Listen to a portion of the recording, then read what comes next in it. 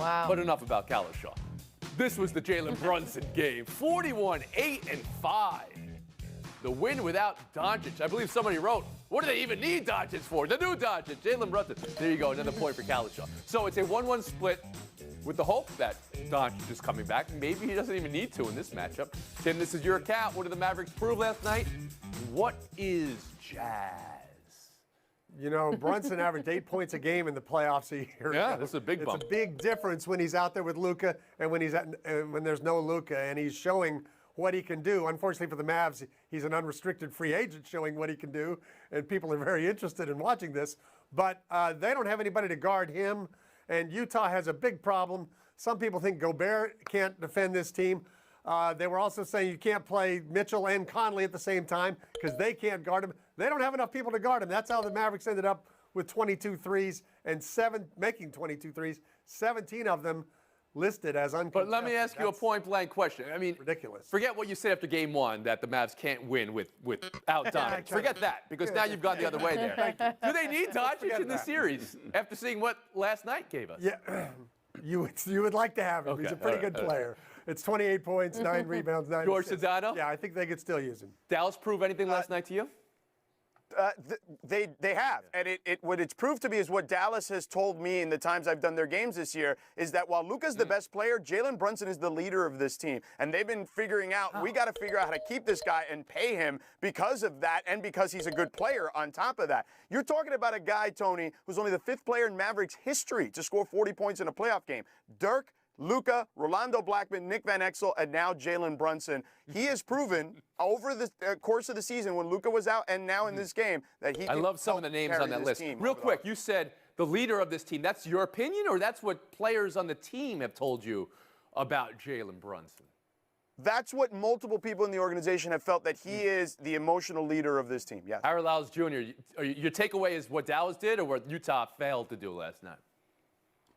I think it's what Dallas did. And to George's point, you know, Jalen Brunson's done a lot of winning in college, so he knows how to do this when it's his time to show up.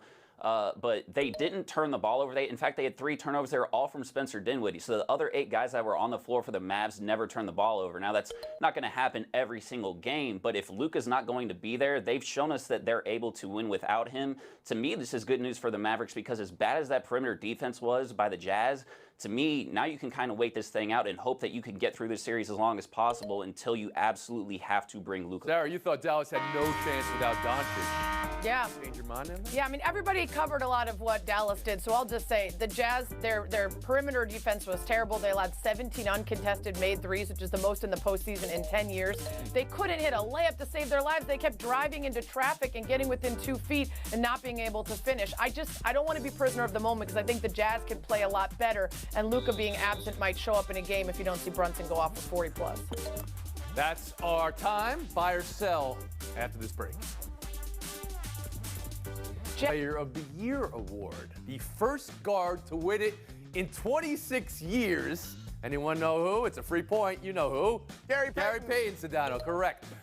Very much a shocker to certain basketball minds. Rudy Gobert, defensive leader in many statistics. This was an award Bam Adebayo was saying was already on tilt because he didn't make the final 3, and that's because the league favors big market teams who get national TV games. Tim Kalishaw, how do you receive Marcus Smart Defensive Player of the Year? I think it's a good call. I think it's a recognition, not just with him winning it, but with Bridges getting 22 first-place votes. They have 59 between them. That the guys out on the perimeter are more important than ever defensively in a three-point world. George Sedano?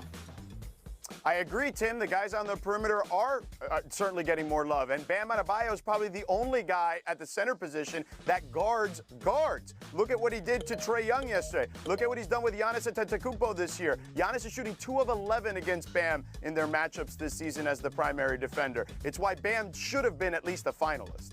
So you think Adebayo has beef? The claim that national TV games, I mean, Rudy Gobert was a finalist. Utah may be ahead of Miami literally in national TV games, but that's not a huge market either. Well, I understand that, Tony, but what I think is people don't know what they're watching when they're watching defense primarily. I think it's easy to label Tyler Hero, for example, scoring 20 points off the bench because it's highlight reel stuff, and Eric Spoelstra gets love because he's one of the top 15 coaches of all time. But we don't know what we're watching defense. Draymond is right about that. Sarah Spain. I do like that it's well, of course we recognize Spoelstra down in Miami. And well, yeah, we're going to see Tyler Hero, but it totally makes sense that Bam isn't getting attention despite being on the same team as those guys. I'm kind of sick of the Joel said we hate Philly. Bam says we don't watch Miami. George says we don't know what we're watching. So I guess sorry to all the voters, you don't know what you're watching. It just feels like maybe sometimes there are very deserving people who don't get recognized, and it's not because everybody's out to get you. I'll let George come back in here. Well, I mean, look, literally the people who do analytics will tell you that the defensive metrics are somewhat flawed. They're not as accurate as the offensive metrics. So, I mean, even the community recognizes that, Sarah. Understandably, but the idea that Miami gets short shrift, George, you're sticking with that. Well, that's part of the playbook. Don't get me wrong. Like, that thing is what they want. They love the us against the world, chip against the shoulder. We're the team that nobody respects, blah, blah, blah. That's playing into just their whole mantra of who they've been since Pat Riley's been there since 1995. Not taking the bait, though, to go after Spain. Okay, Harry Lyles Jr., how about you? So I don't really have a problem with Marcus Smart winning it, right? Just from the standpoint that he is the best defensive player on the best defensive team. But I do think Bam has a pretty good gripe here just because we do, recently, or at least historically, defensive players have always been the center, right? Because we put a premium on rim protection. But Bam Adebayo does all the things to George's point in terms of switching as well as Marcus Smart does. And he's also able to guard more positions. So to me, I think that he has a reasonable gripe, and to his point, Rudy Gobert was able to win the award in 2018 with 56 games played as well, so why not Bam? Okay, so your vote is for Bam. Nobody's vote is for Gobert or Bridges. Sarah, I didn't get you on Smart being Defensive Player of the Year. Is that a vote yes? I mean, I think he's benefiting a lot from his team being the best defensive team for sure, and they gave it to the best defender on that team. Right, but who would you vote for? I'm not getting an answer here from Spade. I'm fine with Marcus Smart. I think he's deserving. We'll move on. Buy or sell two. Colin Kaepernick saying he's willing to be a backup quarterback. Said this on an episode of I Am Athlete. Sarah, do you think an NFL team will give him a shot at returning? Sadly, no. I think it's too late, and not because the talent wasn't there before, not because he's not deserving, and the climate isn't better for it now. I just think it's been too many years, and I'm glad he's finally saying out loud, flat out, I want to play, I'll be a backup, let me compete. I think maybe if he'd been more outright in the way he spoke about things in the past, it might have made it easier for teams not to fill in the blanks with whatever served their version. Harry Lyles? Yeah, I'm selling this. I don't think NFL teams are going to. Even Adam Schefter said yesterday on SportsCenter that teams have never actually seriously considered him at any point, even when the Seahawks brought him in for a workout in 2017. So to me, this is just one of those things where I think it's good that he's putting himself out there because he can say that he did it, but I don't think at any point any NFL team is going to seriously consider it because to them at least, it's not better for business than to have him off the field. George? Tony, I'm glad that I'm selling it because I don't think he's going to play, but I am glad that he basically talked about how the NFL has embraced all the stuff that he was talking about many, many years ago. I felt like that needed to be said by him specifically. I'm selling him with Sarah here. I always felt 4 or 5 years ago he needed to speak clearly about what he's doing and what he wants and how much he'd play for and if he'd be a backup because he allowed these, not narratives, he allowed these myths around him to be built up over time, and that did not. Well, even if you say the word "not" before it, Tim, it doesn't erase the word that comes after it. I said not. Oh, Kalisha. Oh, Spain. Awesome. Showdown next. Jar, the MVP, Nikola Jokic. Early in the show, how about Ja Morant tonight? Grizzlies T-Wolves. This is the Trash Talk series. And could it be the mythical must-win Game 2 for the Memphis Grizzlies? All eyes on NBA TV tonight. Woo, man. George Sedano, how much is on Ja? How much is a must-win tonight for Memphis? It is a must-win, Tony, because only 6% of the teams approximately come back from 0-2 in these scenarios. And Anthony Edwards may be the best player in this series. You don't want him to gain more confidence than he already has. Wow. Harry Lyles Jr. I don't know if it's a must-win. Like, I do love Anthony Edwards, and I think that he might be the best player in this series. However, I think that the pieces around him are a little bit too inconsistent, so I think the Grizzlies could lose tonight and still be in this. And a bounce-back game for Ja Morant? Is that what you're predicting here, Harry Lyles Jr.? He got to the free throw line, but yeah, I'm with you. Harry Lyles Jr., 30 seconds of FaceTime. So Kyrie Irving was fined $50,000 today by the NBA for kind of going back at Celtics fans with some profanity and and middle fingers, which, hey, look, I think we all kind of expect NBA players to uphold themselves to a different standard and try to box those things out. However, I feel like $50,000 is a little excessive, because if somebody was going at you with that kind of language and talking bad on your name, you would want to go back on them as well. So while we do expect these players to kind of, temper their tempers a little bit and kind of accept these things, I do think $50,000 is a little excessive for somebody who's getting harassed out on the basketball court. Wow, some surprise faces from this panel here. I will say this, $50,000 works out to about $600 per middle finger with the sheer number he gave. We'll see you tomorrow. Ira Spain, Tim Kalisha, George Sedano. Shimmies, waves. Are the Warriors back to being the Warriors? Also, what's online tonight for Ja Morant trying to get the grind going? And yes, whether anybody can stop Tim Kalishaw and his picks. Let's go. You amaze me sometimes, Tim. I mean, I just thought you were pulling numbers off the top of your head, but no, you had done the research. Your own research, but you've done thought. We'll get to that in a second. Golden State and Philadelphia rolling. Impressive 2-0 starts to these playoffs. Let's commence with Golden State. The shimmies and the waves. That looks like a former Warriors team. And frustrating an opponent to the point of madness. That looks like a former Warriors team. And the 5-minute death lineup we've seen now for 2 games. You guys remember Vinny the Microwave Johnson? Jordan the Air Fryer Poole. Golden State is plus 36 over 2 games against the Nuggets and the presumptive MVP. George, how close could Golden State be to getting back to being Golden State? To quote the great Steph Curry, I'm bleeping back. And I think that's the thing. When you look at them, they're playing with the joy that we saw for many years when they were the best team in basketball. And here's the deal, Tony.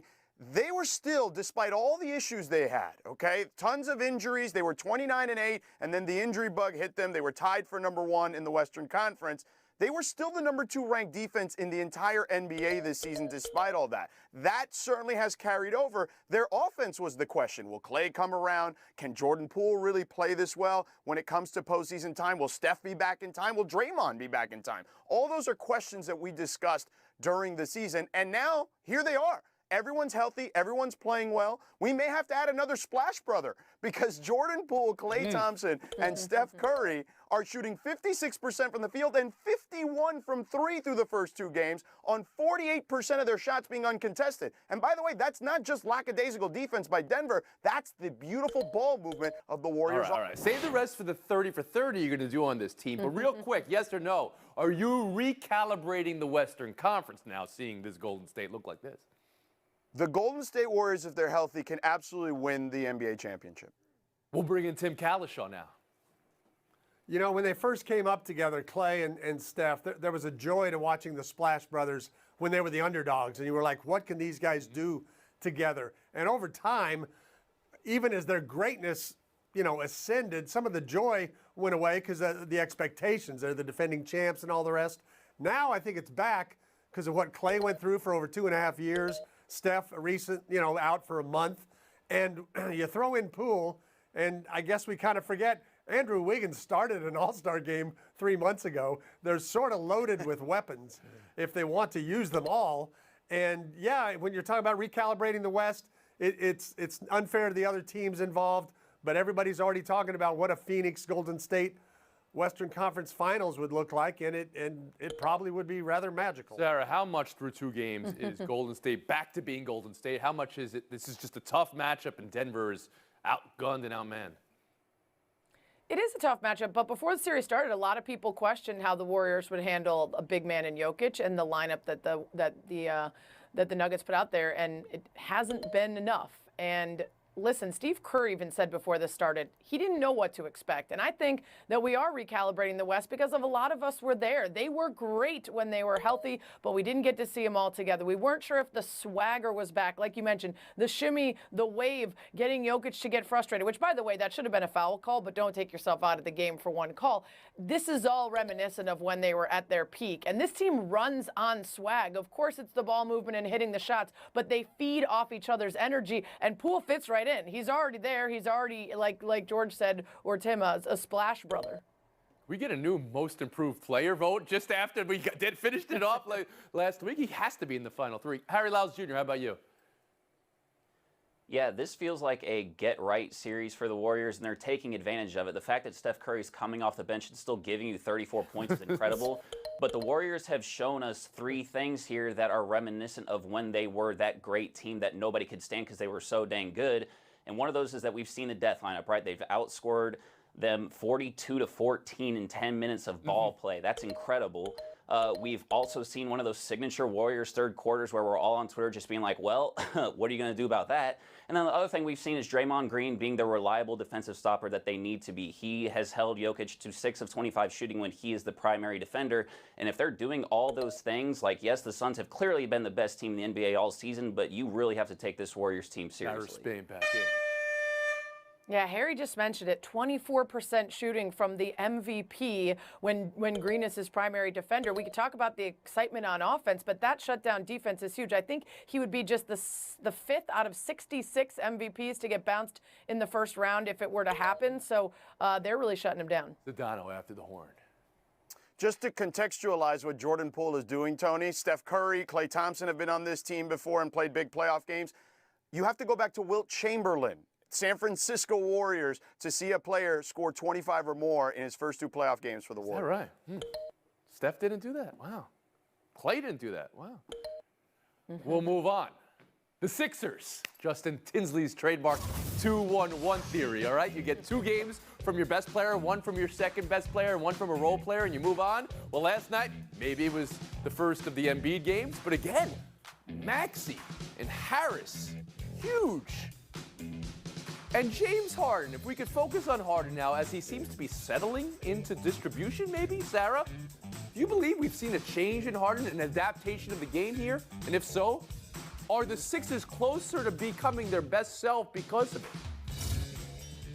I think we're looking at it differently because the success they've had through the first 2 games. Now, James Harden led the league in assists 5 years ago. Over the course of his career, he sits at 6.8, but this season, across the entire season, he's over 10. That means he already made this change well before the postseason started. We just talked about it differently. We said, where's his scoring? Where's his explosiveness? Where's his ability to beat people off the dribble? He's not the James Harden that we know. Part of that's because there's other stars that he was facilitating to on the Nets, and then he arrives with the Sixers, and we're seeing Embiid take the bulk of that scoring and wondering whether it means he doesn't have it anymore.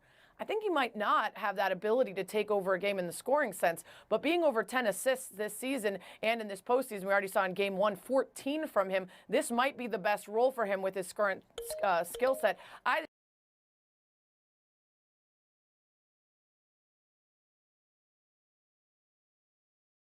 Are playing in this series when it comes to what's going to happen down the road. Howard Lyles Jr.? Yeah, I do think that this perhaps isn't the matchup that we wanted to see in order to see this team tested. However, I do think we are viewing James Harden in a different way because we're not expecting him to do everything, right? We're not expecting him to be the top scorer. He's not the lead singer in this band. It's Joel Embiid. Because since 2016, James Harden has averaged 9.3 assists per game. He's been able to do this. The only difference is now you've got many other guys that you could rely on beyond even Embiid. You have Tyrese Maxey and Tobias Harris, who a lot of people thought was going to lose touches and lose points because of James Harden's emergence on the team. He's had more than 20 points in both of their games in this series. So to me, this is just us tempering our expectations and letting James Harden do what he does well, and that is, distribution as well in his game. Go to Dano. Tony, this is the first time, in my opinion, since maybe ever in James Harden's career, where he's got a bunch of teammates that aren't ball reliant. If you go back to Oklahoma City, he had Russ and KD. He had in Houston, he had Chris Paul for a little while. Then obviously in Brooklyn, he had Kyrie and Kevin Durant. He's got the ability to control the game as a point guard, and he's certainly capable of it. To Sarah's point, with 14 assists in game 1, 14 of 17 total assists in that game were James Harden dishes. So he is absolutely in control of the game in ways that he doesn't need to score to impact the game. He's controlling it from a different perspective. Tim Kalishaw. I just think we kind of look at James Harden in the past and what he had for years in Houston, an entire team built around his scoring. P.J. Tucker stands over here, Capella stands there. Everything is to facilitate him taking 30, 35 shots a game. And he's moved on from that, but he still shoots, and he's 9 for 26 in this series, and the games are going to get tougher in Toronto. He does have to play a little better. They're not going to have Tybal when they go there. I think these games, this series will change a little bit, but they have enough weapons with Maxey averaging 30 points that, you know, they can kind of do what they want even without a lot of Harden scoring. Dan, I'll give you a last word. I know this is the show of mutes, but can we unmute Nick Nurse's microphone to hear what he and Joel Embiid were talking about? I would pay money for that. No, Joel doesn't like getting fouled, but he likes going to the free throw line, so it's not a problem. So just so we're clear here, so we recalibrated the West, and Golden State's great. Are we recalibrating the East now, and Philadelphia is presently constant? No, that one you're giving pause to, so it's not overreaction Tuesday just yet. Well, let me now move on and react properly to a panelist who volunteered final score picks in round one of the NBA playoffs and somehow came incredibly close. Kalisha, well done. You had Dallas